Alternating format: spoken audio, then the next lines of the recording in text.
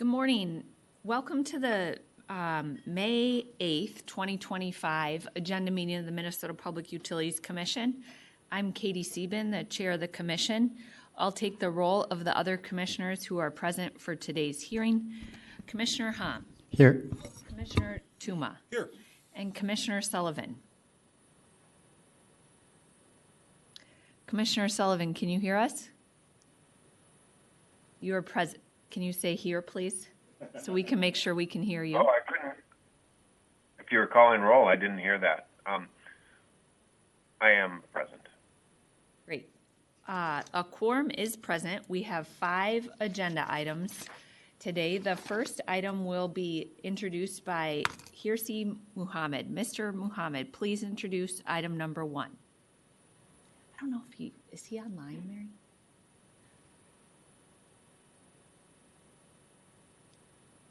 How about,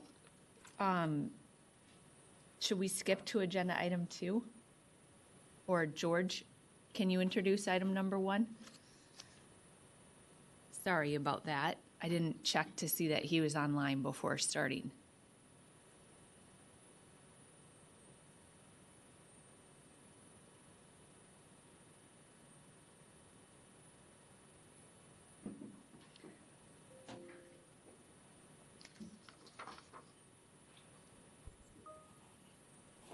I just got pinged by him. He's having connectivity problems.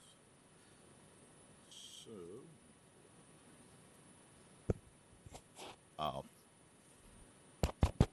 It's working. You can hear it. Okay. Didn't seem like I was going through. Good morning, Madam Chair, Commissioners. Item number 1 today is in docket number E111-M-25-84. It's in the matter of Dakota Electric Association's petition for approval of its 2025 monthly fixed charge per meter for the Advanced Grid Infrastructure Rider. The question before you today is, should the Commission accept Dakota Electric's AGI rider for 2025 AGI rider filing and approve the updated monthly fixed charges per meter? I see that Dakota is here in the room, and the department, I think, is also here in person, and Mr. Mohammed might or might not be able to resolve his connectivity issues online, but I'll sit here in case there's any questions for staff. Thank you, Mr. Alonso, and thank you, Mr. Mohammed, for your work on the briefing papers. Commissioners, who would like to start with questions? Commissioner Tuma. Triennial, if you're available.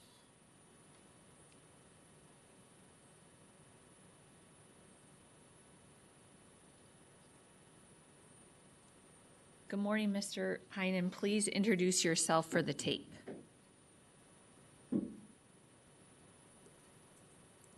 Chair Sieben, Commissioners, Adam Heinen on behalf of Dakota Electric Association.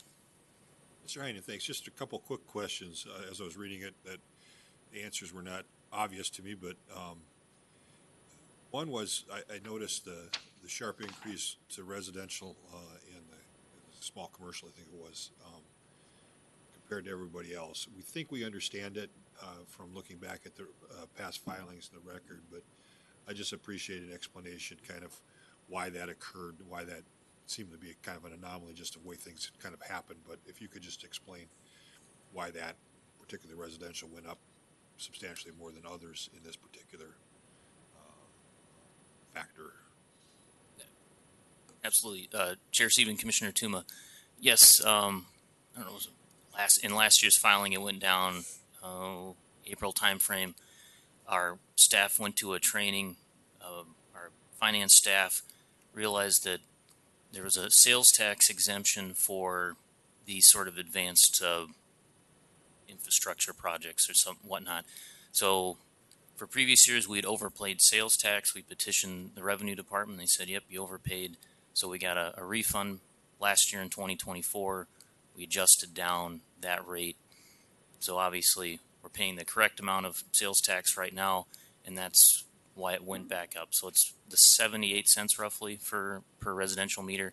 That was fairly in line with where it was before the refund, and that refund was for previous years that we paid up to springtime of 2024.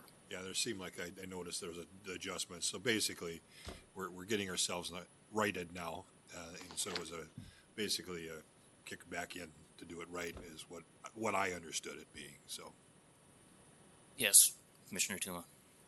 and then other question I had was on page 2. It says that the final installations will be happening in 2025.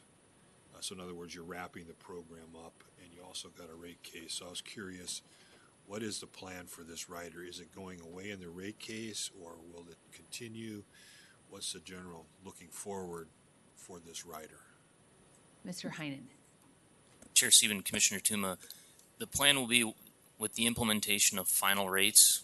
Whenever that happens, that will be the discontinuation of the rider. So if final rates were to be in place before the end of the year, highly unlikely, then this would be the last AGI rider filing. But if it's in Q1 of 2026, we'll have one last filing for 2, 3, 4 months, and then it'll come off the bill.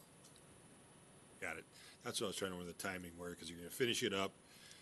If it seems like we're pushed in, there might be one last smaller rider for whatever we're finishing in 2025. Is what but it will all be rolled in no matter what going forward, whether it's 25 or 26 when we do final rates. Chair Stephen, Commissioner Tuma, yes, those costs will be rolled into base rates. Excellent.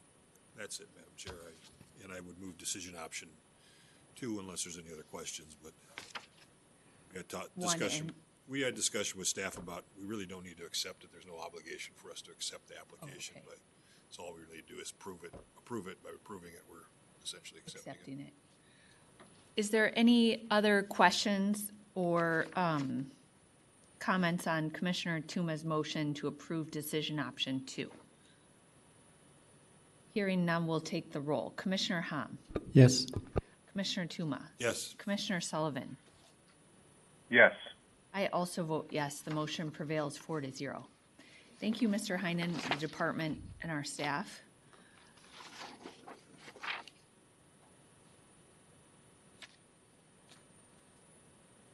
Moving on to agenda item number 2. Mr. Janicic, are you gonna, am I looking at the wrong one? I'm looking at the wrong one. Oh, my sheet's in the wrong spot. Sorry, agenda item number 2. Mr. Andriga is online. Can you please introduce item number 2, Mr. Andriga? I can, thank you. Good morning, Chair Stephen and Commissioners. Today's second agenda item is docket number E-017/M-24-422 in the matter of Otter Power Company's petition for approval of the annual update to its renewable resource cost recovery rider rate schedule 13.04. Question for the Commission today is, should the Commission approve Otter Power Company's 2024 Renewable Resource Cost Recovery Rider petition and associated recovery factors? No additional filings are made after the briefing papers were filed on April 29th. Thus, staff has no further comment, and the staff and parties are available for questions. Thank you. Thank you. Commissioners, who has questions for Otter Tail or the department? Commissioner Hom. Thank you, Chair Stephen. This is for the company. Ms. Donofrino, are you going to be responding to questions? If so, please introduce yourself. Thank you, Madam Chair. Lauren Donofrio on behalf of Otter Tail Power. I also have with me Amber Grenier, also from Otter Tail Power. She is our expert on these matters and is most likely the best to answer those questions. Great. Thank you. Commissioner Hom. Yeah, in your recent the Q1 presentation to the financial industry and shareholder, companies are expecting potentially doubling your load, and then also you already sign up like a close to 200 megawatt load. Will that have any impact to this allocator, jurisdictional allocator, and what is your company's plan to manage that significant load growth in terms of rate case or any rider filing?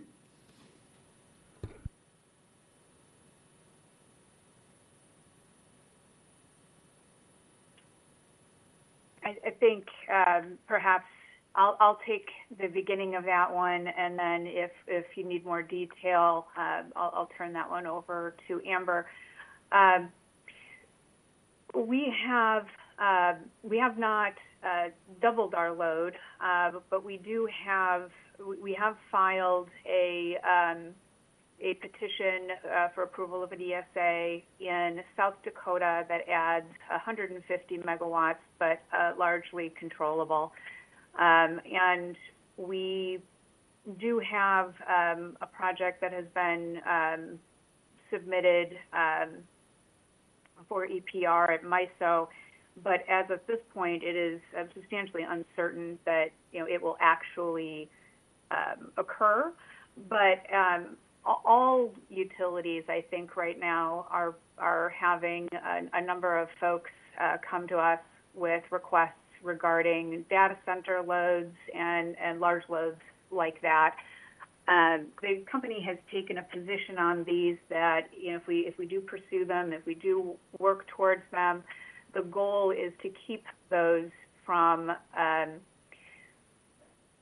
causing risks to our other customers, and we would be looking for methodologies that would help to lessen the impact of those, or at least potential negative impacts of any large load additions on our other customers. Thank you. Is there any discussion in the Minnesota side for those large load, or are these mostly in the South and North Dakota? As of right now, the requests that we have received have largely been in located in North and South Dakota, but that could change anytime. Okay, thank you. Commissioner Tuma. Along that lines, Ms. Donofrio, you were required in the last filing to report on this division between the Dakotas and us, essentially, to figure out what's going on so we can keep track of that. I think the suggestion by the department and you that we stick with the original allocator at this stage makes sense, but there are things changing, and so I would hope that you would be okay with continuing that reporting, and is that something that... Madam Chair, Commissioner Tuma, certainly we would be willing to continue with that reporting in the future. And Emma, I do have a decision option along that lines, just to put it up there so that you can see it. It's pretty short. Drafted it last yesterday afternoon, so I apologize for not getting a chance to pre-file it. Anybody that wants one, there's a copy up here. You had a chance to read it, Ms. Donofrio? Is that satisfactory for you guys? Madam Chair, Commissioner Tuma, yes, that is satisfactory. I think Commissioner Sullivan, you had this suggested this last time, and so I was just feeding off of that. I think these changes are real. I don't want to make it seem like there's a precedent by us saying we're going to stick with the old factor for now if something changes. Obviously, it's kind of worked in our favor because of the PTCs, but I think it's worth keeping an eye on as we deal with this, particularly coming on future riders, and we don't know when you're going to come in for a rate case, and so that would maybe change some things too. So I just having good information, I think, makes sense at this stage. So, Madam Chair, that's the only questions I had. Commissioner Sullivan, did you have anything? Okay, who would like to make a motion? Commissioner Tuma? I can go ahead, Madam Chair. I would move decision option 1 and 2 and Tuma new 3. And just checking in with the department, I don't know who's online for the department. If you have any concerns with the new Tuma 3, I don't know who maybe they don't. Or Ms. Campbell, you're covering this. Good morning. Oh. Nancy Campbell for the department, and Holly Jones is online. And I'll just note that, yeah, we don't have any concerns with the additional reporting proposed by Commissioner Tuma. Sorry about that, Ms. Jones. I didn't see that you were there. Okay, so Commissioner Tuma moves decision options 1, 2, and Tuma new 3. Is there any discussion? Hearing none, then we'll vote. Commissioner Hom, Yes. Commissioner Tuma, Yes. Commissioner Sullivan. Yes. I also vote yes. The motion passes 4-0. Thank you, everybody.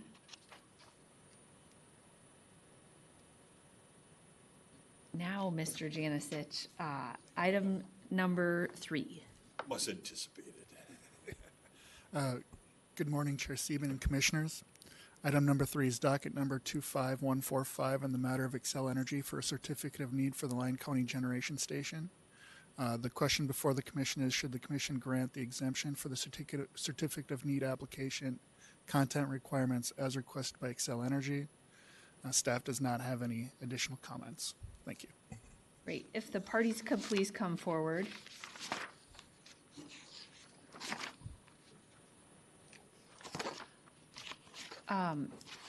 Mr. Cherney, please introduce yourself for the tape. Joey Cherney for the OAG Residential Utilities Division. Mr. Dobson. Thank you, Madam Chair. Commissioners, Ian Dobson with Xcel Energy. And Dr. Leib. Morning, Commissioners. Sydney Leib with the Minnesota Department of Commerce.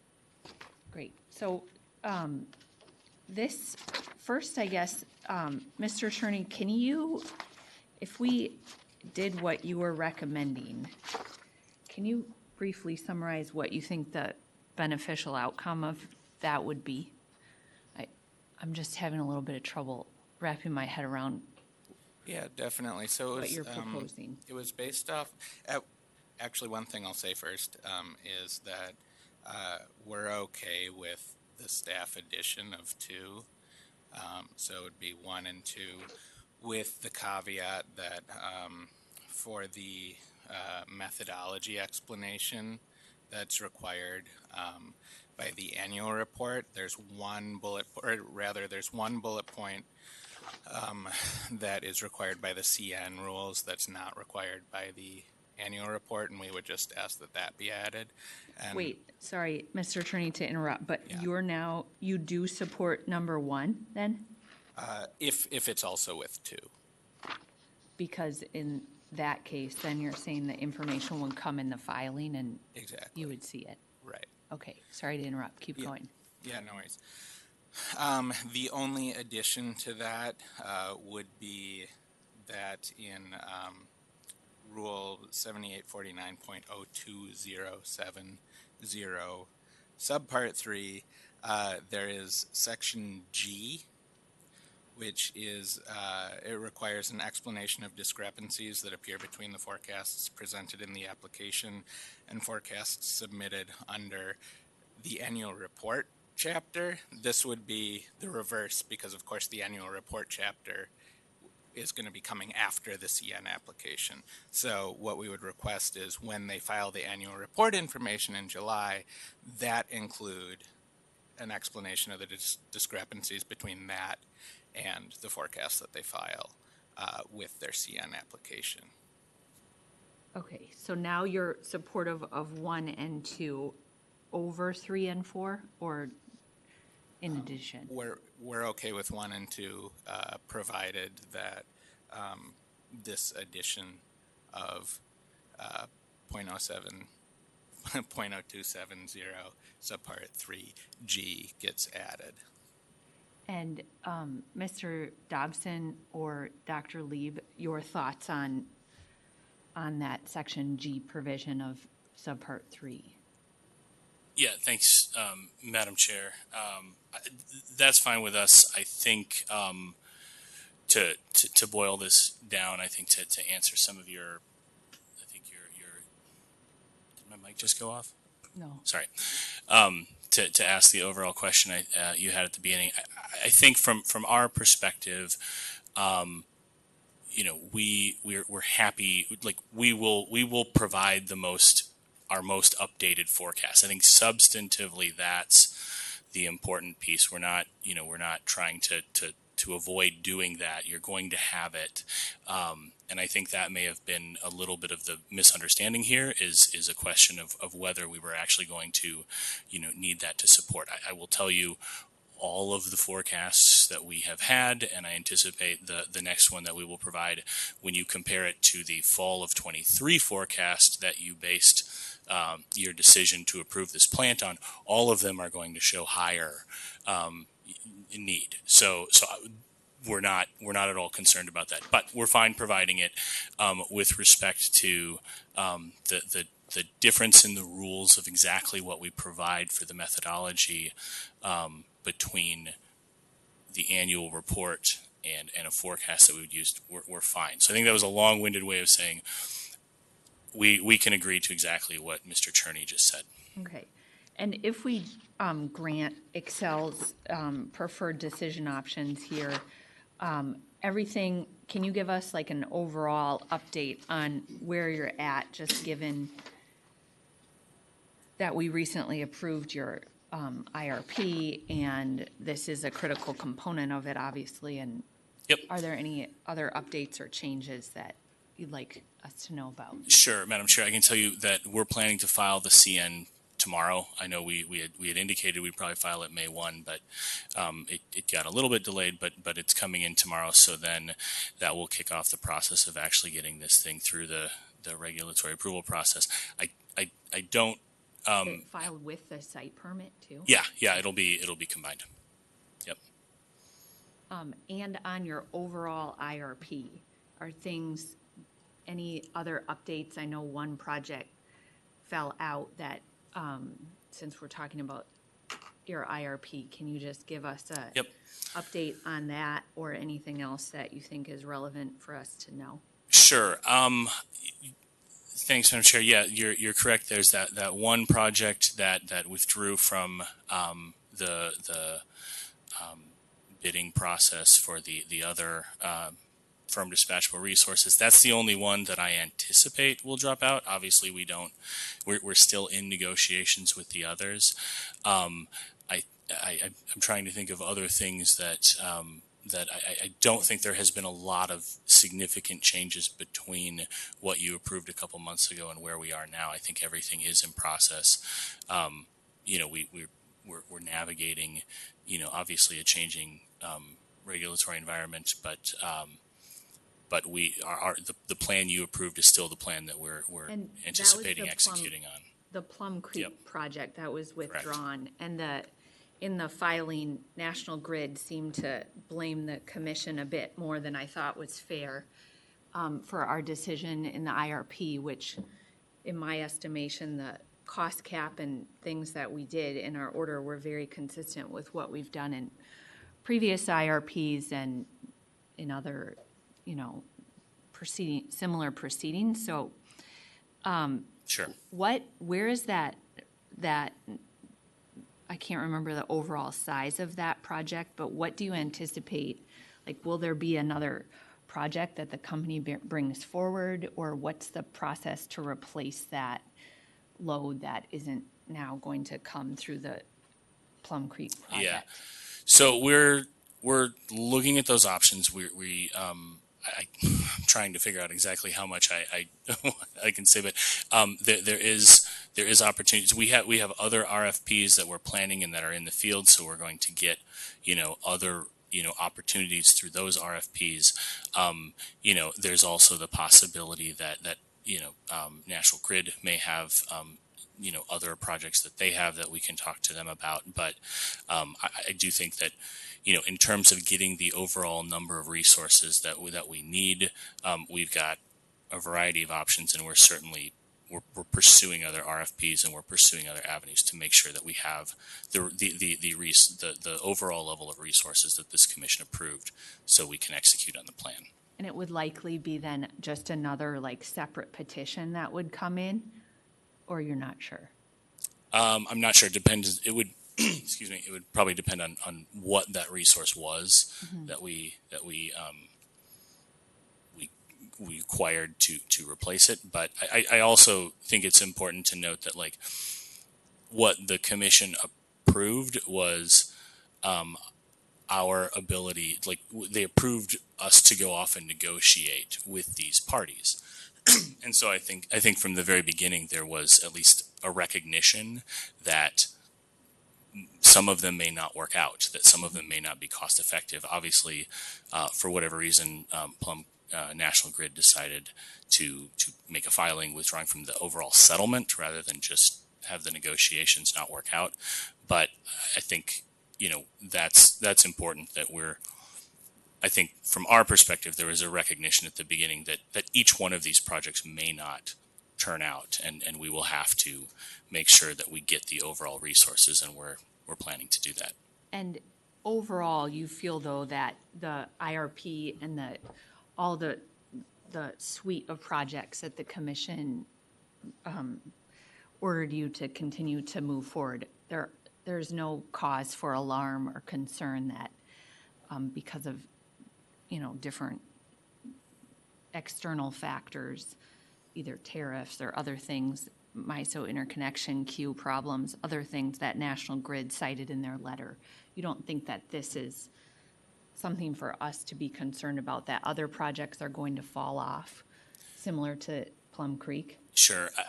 I think, yeah, that's right. I think the best way I can explain that is obviously there are, to directly answer your question, I'm not seeing anything right now that's suggesting we're going to have a whole bunch of projects fall off or a bunch of problems like that.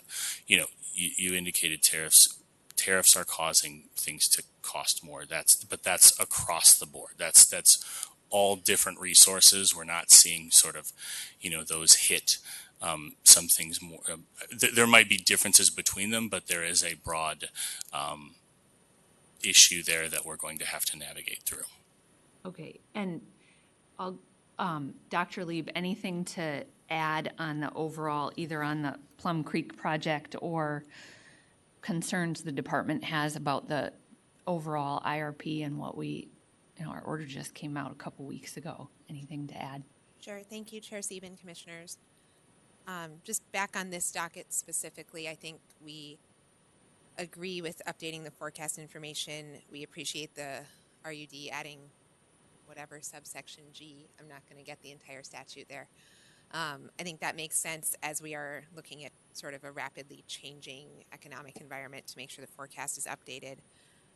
On this CN and the overall IRP, I think the department's larger concern is not related to energy demand, but actually on the energy supply side. We note that there are some changes in the federal environment that are trying to force coal plants to stay on past their current retirement dates.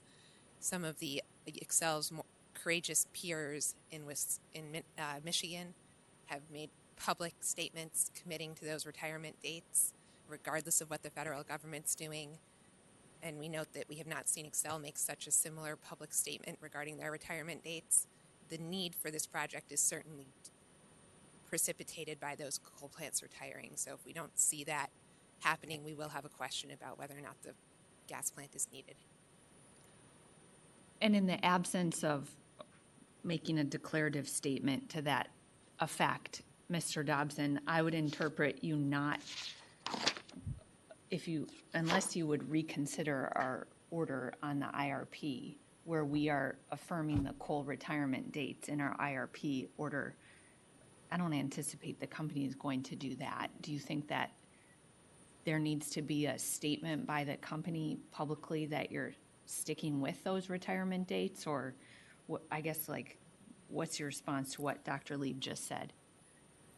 Yeah, thanks, Madam Chair. And I will confess I don't know the specific statements that she's referring to from the Wisconsin utilities. But what I can say is we obviously don't have an order from the federal government. We now have an order from this commission to close this the coal units on the schedule that they are, and that's what we are planning to do. And the need for this plant and all of the other resources is based on a long-term need, certainly not a year or two, to the extent that there would be some sort of order, which I don't know. And I also think what's important to note, and certainly something that we're prepared to explain to anybody, is that, we have planned our system, and this commission's approval of the IRP is planned to ensure reliability. And my understanding of the federal government's actions, and I'm not deeply familiar with them, but I do know about the executive orders that have come out, is that's the concern. The concern is in certain areas, reliability risks of closing these facilities, and that, I think our plan and this commission's order is developed to ensure that we'll have a reliable system. So we're still planning to go forward right now with the 2026 retirement date of Sherco 1. And then is it King in 2028? King in 28, and then Sherco 3 in 2030. Commissioner Sullivan.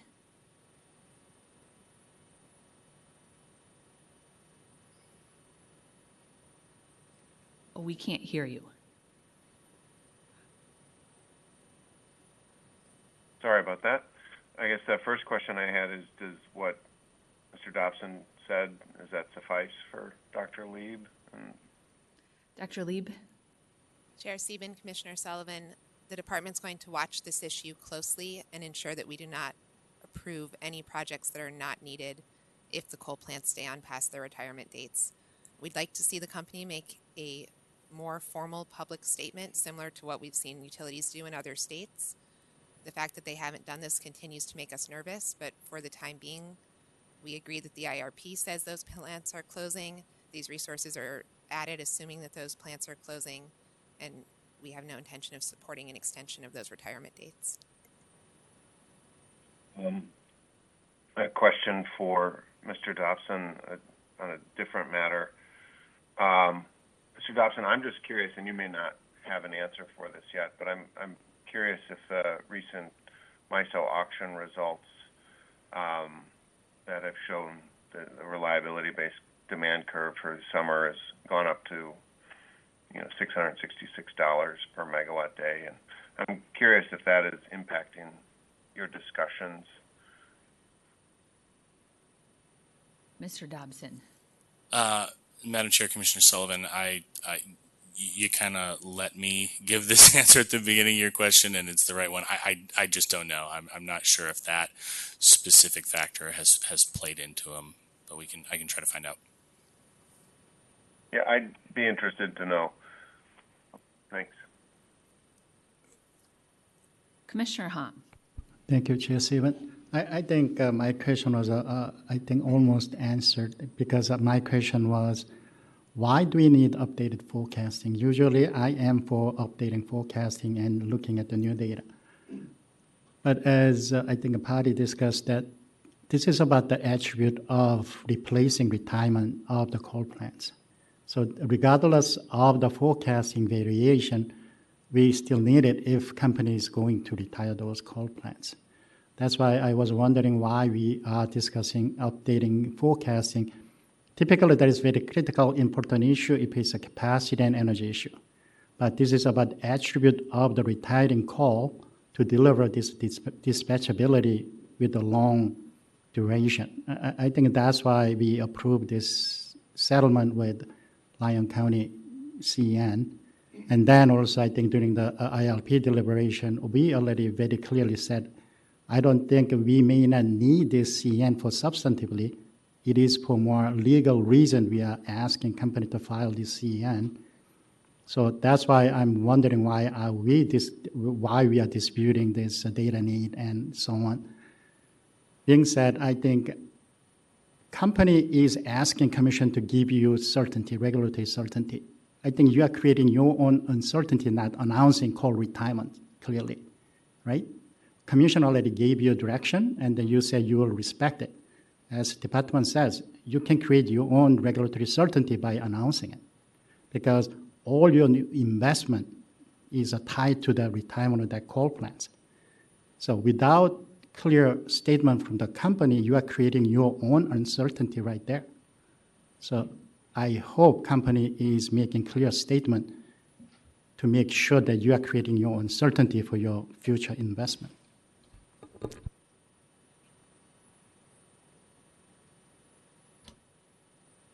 Any other questions on this item? Then Commissioner Hom, do you think I have language from staff if we want to add the subpart 3G in? Did you want to do that? Or if you I didn't ask you, did you want to make a motion? Yeah, I can make a motion with that modification. I wasn't planning to do it, but Let's Ms. Fazio, can you show the language that staff proposed? It would,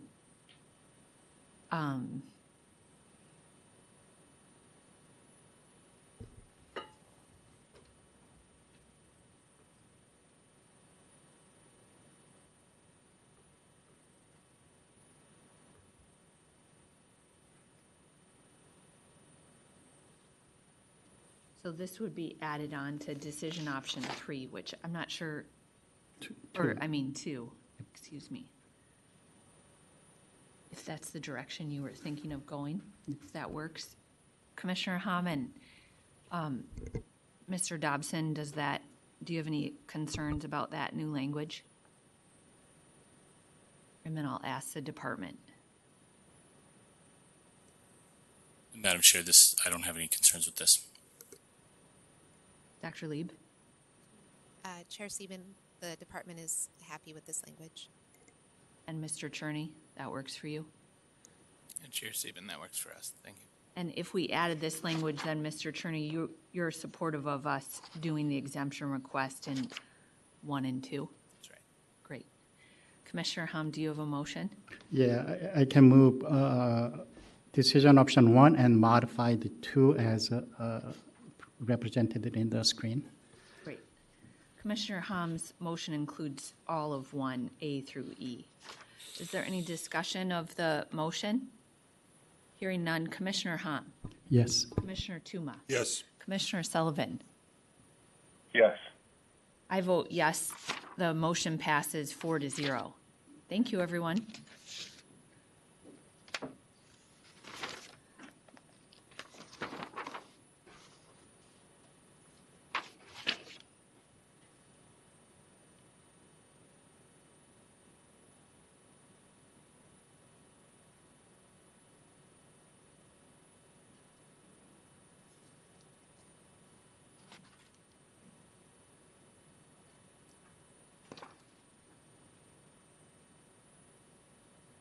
Ms. Marcus, sorry, I don't know if you're introducing or Ms. Pham is. You are. Okay, great.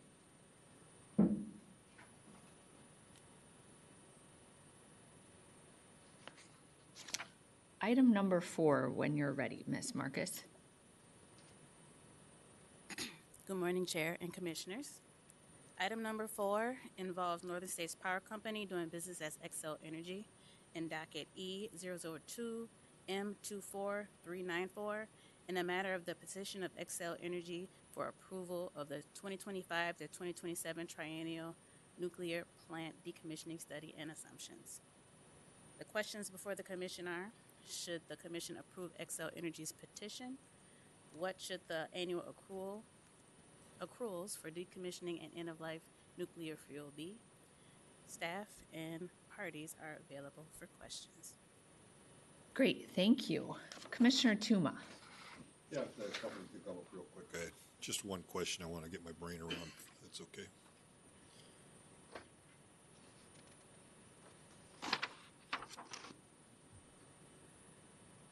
Good morning, Ms. Steinhauser. Please introduce yourself for the record.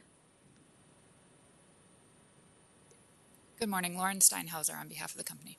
Steinhauser, looking at decision option 3 and trying to get my head around what we're doing there. Talked to staff a little bit about this.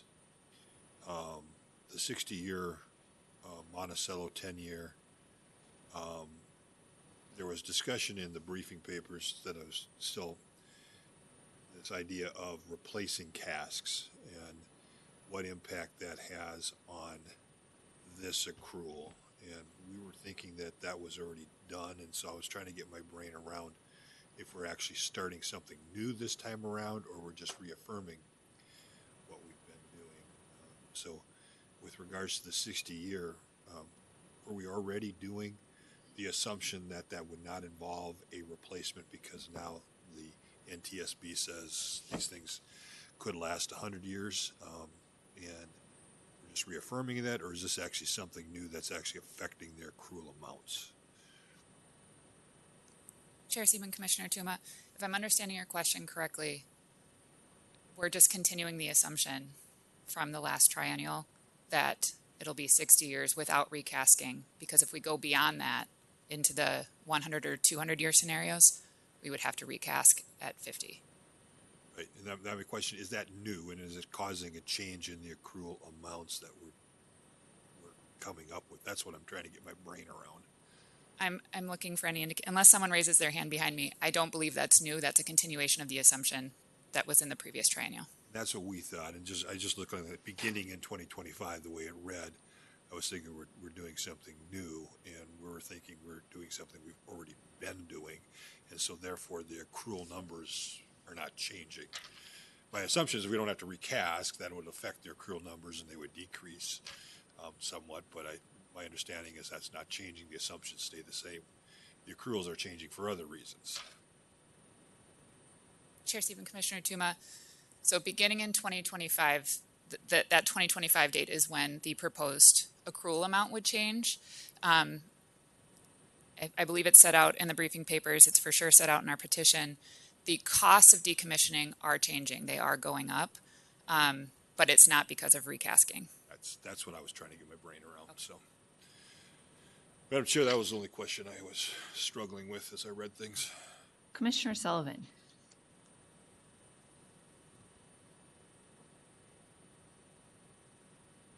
I have two quick questions. One question I had for the company is this past year, we've seen that the nuclear credits have had a very significant impact and have reduced the price of the nuclear units for Minnesota ratepayers, or Xcel's Minnesota ratepayers, well, for, I'm assuming, all of your ratepayers. And I'm curious, is there any risk of premature decommissioning should those tax credits go away because of cuts at the federal level if the tax credits were to be changed by Congress and approved by the President? Chair Stephen, Commissioner Sullivan, sitting here right now, I'm not aware of a risk associated specifically with those credits. That's something we can absolutely look at and get you a more definitive answer. I'd be interested in that because I think it could certainly impact the economics of the power plant, and I'd be curious to see some follow-up and a filing on that. And the second question I had is regarding the money that has been set aside for decommissioning. I know that whatever the DOGE effort has been cutting significantly in spots. Is there any risk that those monies could get caught up in that, or have you seen any? Chair Stephen, Commissioner Sullivan, again, sitting here right now, I have not seen anything specific to that risk, but that's, again, something that we can take a closer look at and report back.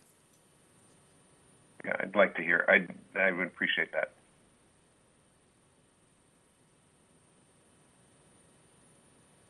Any other questions from commissioners? Hearing none, then Commissioner Sullivan, do you want to make a motion? Sure, I'd be glad to. I will move decision options 1, 3, 4, 5, 6, 7, 8, 9, and 10. Is there any discussion? Hearing none, then we'll vote. Commissioner Hom. Yes. Commissioner Tuma. Yes. Commissioner Sullivan. Yes. I also vote yes. The motion passes 4-0. Thank you. Thank you, Ms. Marcus and Ms. Pham. item number 5.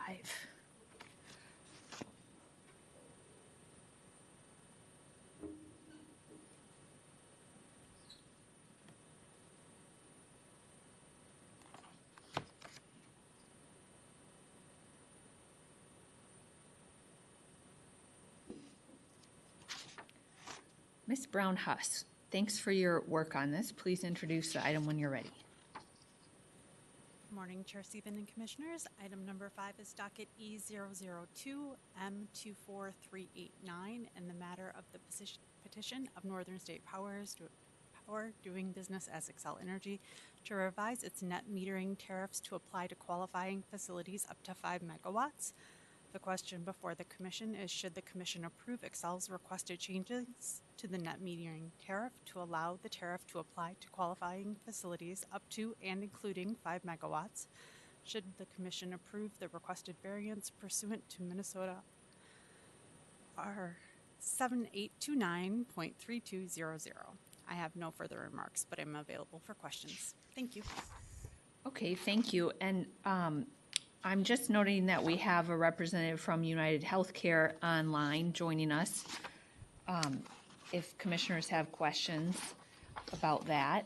Otherwise, we'll move to commissioner questions. And if the company could come forward and the department, it'd be appreciated.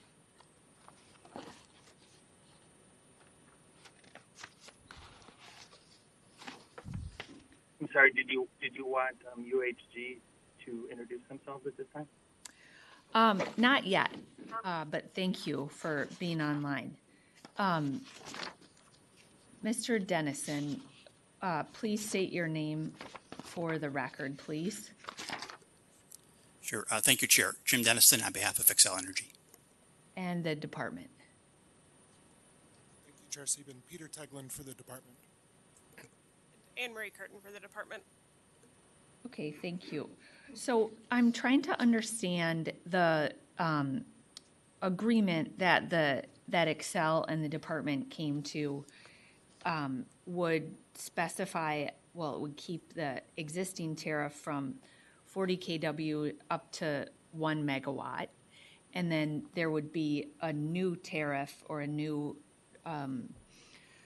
contract tariff, I guess is the right word, for anything over 1 megawatt and up to 5 megawatts.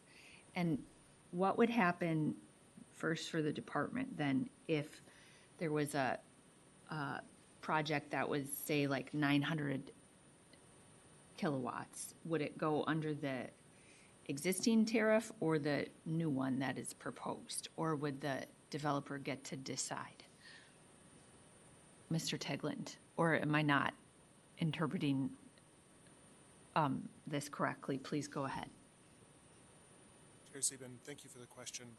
It's the department's understanding that a 900 kilowatt project would fall under the existing tariff and not the proposed tariff.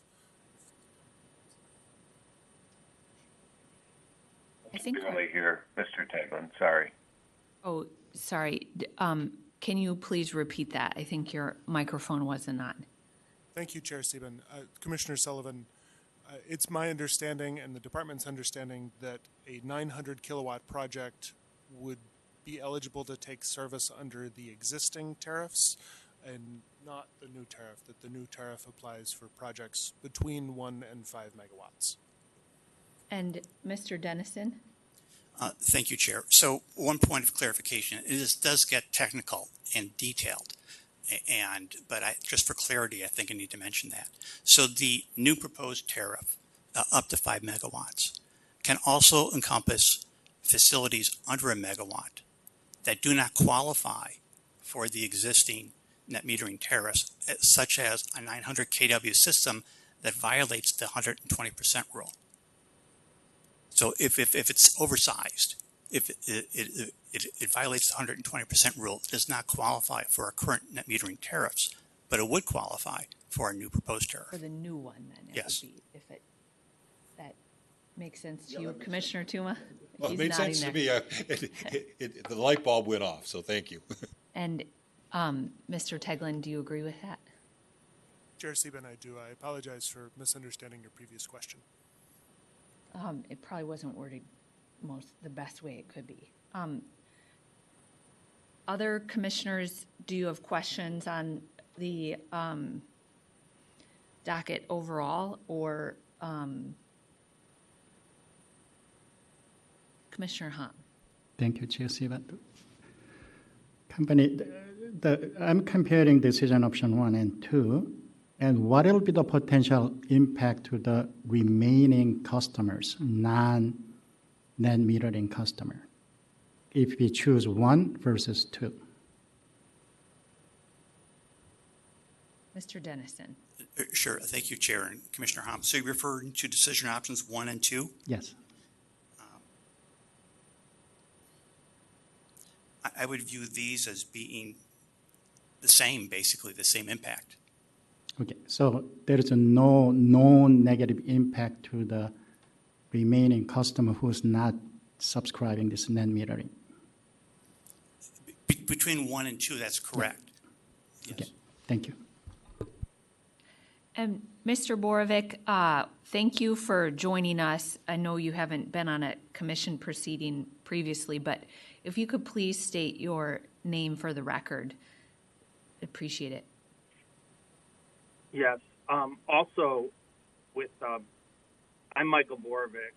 I actually with Pinkerman LLP, but Darren Arman with United Health Group is also available. He would be answering more technical questions or specific to what's UHG's solar project. So we're both here, but I believe I'll be speaking for the most part on behalf of United Health Group. Okay, we reviewed, or at least I reviewed your letter and appreciate your perspective. I think as at least we look at making a decision here, one thing that was particularly for me was important for determining whether to approve the changes that were proposed by the department in Xcel was that I thought that the point of interconnection where you were saying it should not have aggregation doesn't really make sense from a regulator's perspective. I understand how you could have different solar arrays, for example, across United Health Group's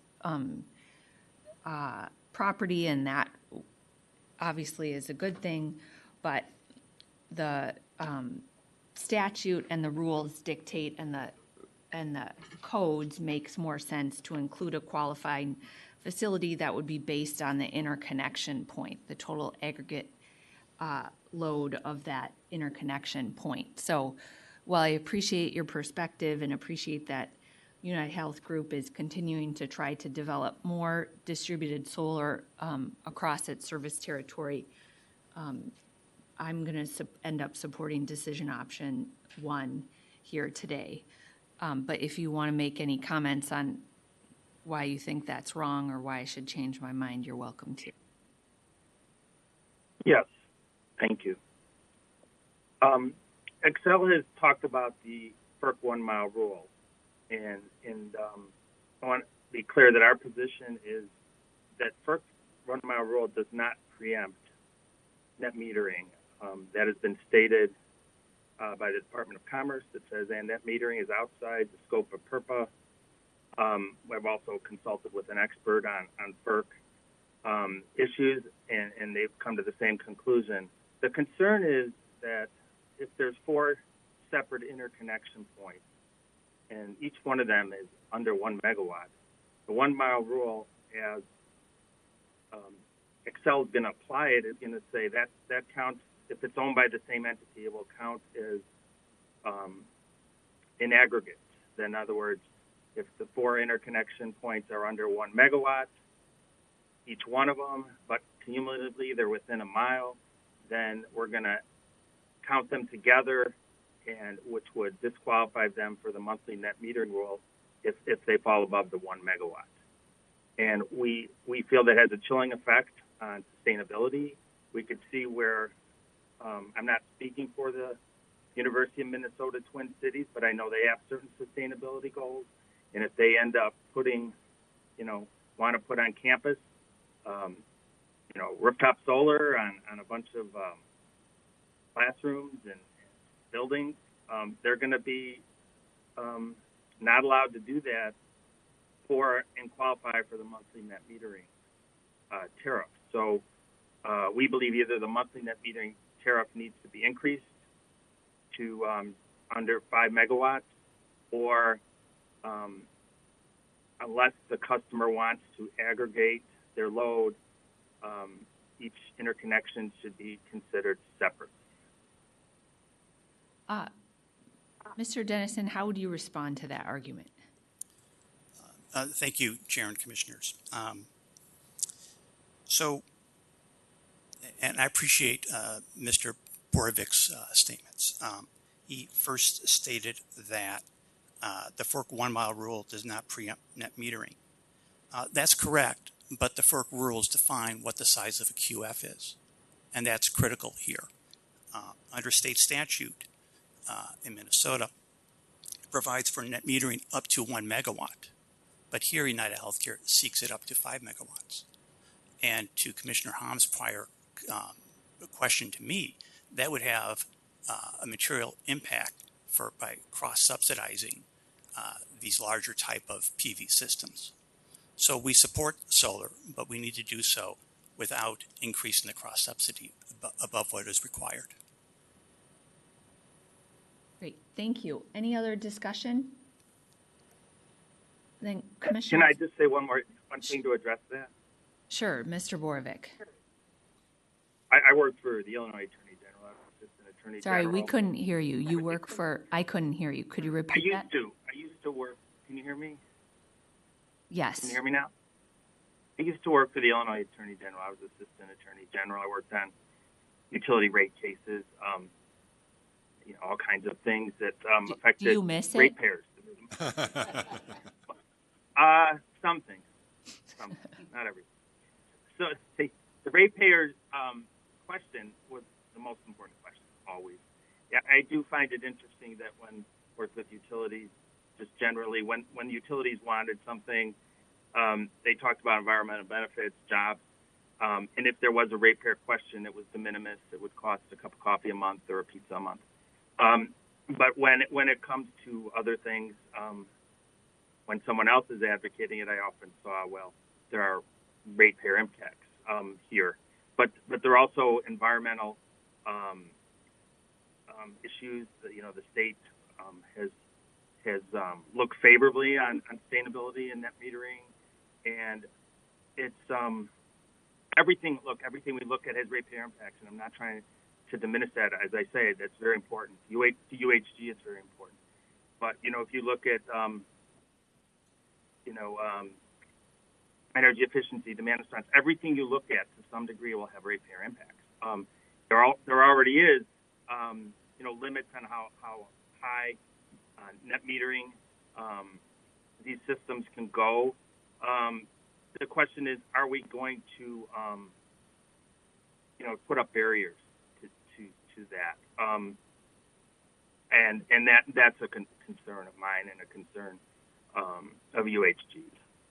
No, I appreciate that. We certainly, as a commission, are always looking out for the interests of ratepayers, and from past work in the utility regulation, there's always a balance between sustainability and trying to further that versus the costs for it. So appreciate your participation in the docket and the comments that you provided here today. Yeah, Madam Chair.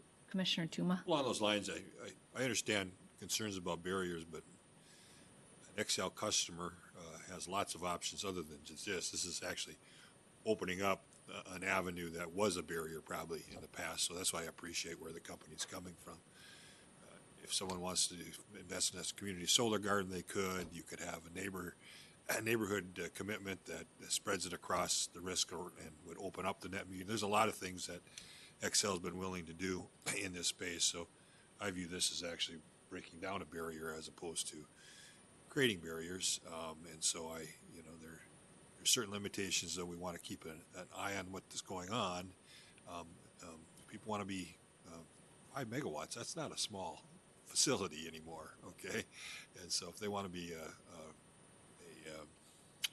solar developer, they can be a solar developer. They should go down that avenue. I understand there's probably properties out there that are going to get close to this in the future, but I would be surprised if this is going to be a significant barrier. So appreciate the concern, but we got a lot of solar out in the communities right now, and we just want to make sure we can keep a good eye on it. So I appreciate Xcel working. Usually I have a bevy of developers beating over your head, Mr. Dennis. It's got to be kind of refreshing for you to be here and not having that happen. So, Thank you, Commissioner Tuma. Commissioner Hahn. Thank you, Chair Stephen. Yeah, I concur with you, and I thank Xcel on this because we are struggling with some co-op members, struggling with this issue. And I think we, as you say, we have to balance between and the ratepayers' rate impact and then sustainability and other things. But also in sustainability, there is a potential political sustainability. If we violate affordability, there will be a pushback in political side. So I think we have to balance overall, even if it's a small amount, potentially I think we have to be very cognizant about this rate impact. And that's why I ask you the first question. Because unless we can sustain overall program without political pushback, that may go away right away. So I think this is a good thing, and hopefully other co-ops and distribution co-ops are taking your footprint on this and be more flexible on this. So I'll move decision option 1 and all of its parts, and I think that's it. Is there any discussion on my motion? Then Commissioner Hahn. Yes. Commissioner Tuma. yes. Commissioner Sullivan. Yes. I also vote yes. The motion passes 4-0. That concludes our agenda for today. Thank you, everyone, for your participation. The meeting is adjourned.